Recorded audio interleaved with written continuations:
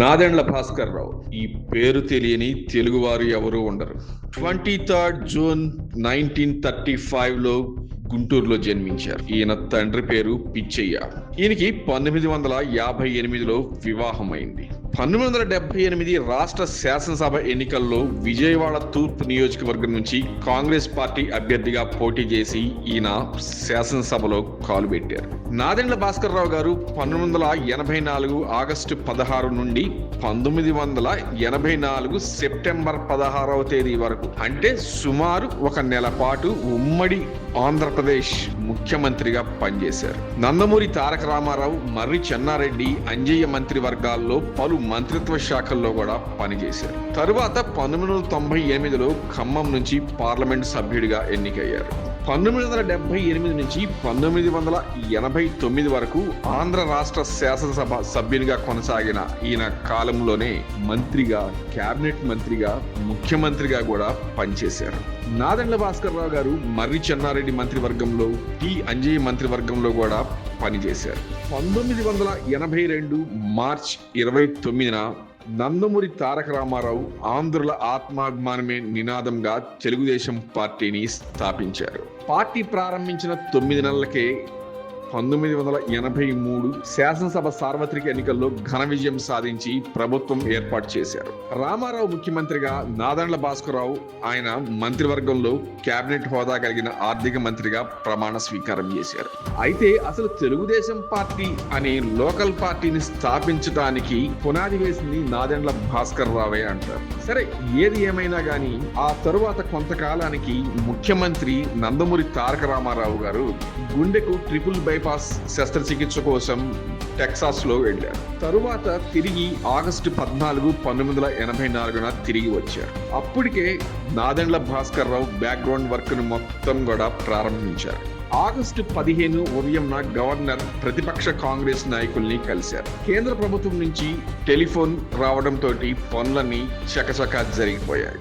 రామారావు గారు గవర్నర్ కలిసి సభలో తన మద్దతు నిరూపించుకోవడానికి శాసనసభను ఆగస్టు 18న సమావేశపరచాల్సిందిగా కోరారు. అదే సమయంలో నాదెండ్ల భాస్కర్ రావు గారు కూడా గవర్నర్ ను కలిసి తనకు ముఖ్యమంత్రిని అయ్యే మద్దతు ఉందని, ఈ తెలుగుదేశం పార్టీని నేనే స్థాపించానని, తెలుగుదేశం అసమ్మతి సభ్యులు, కాంగ్రెస్ పార్టీ సభ్యుల మద్దతు తనకు ఉందని, మంత్రివర్గం ఏర్పాటు చేసే అవకాశాన్ని తనకివ్వాలని కోరారు. ఇంతలో తెలుగుదేశం పార్టీ శాసనసభ పక్ష కార్యదర్శి నందమూరి తారక రామారావు గారు మద్దతు ఇస్తున్న 163 మంది సభ్యుల జాబితాను గవర్నర్ కు పంపారు. ఆగస్టు 16న ఉదయం నాదెండ్ల భాస్కర్ రావు తన మద్దతుదారులతో దాదాపు 52 కార్లతో కాన్వాయ్ తోటి గవర్నర్ కార్యాలయానికి చేరుకున్నారు. కాంగ్రెస్ శాసనసభ పక్ష పార్టీ భాస్కర్ రావు మద్దతు ఇస్తూ తీర్మానాన్ని గవర్నర్ కు పంపింది.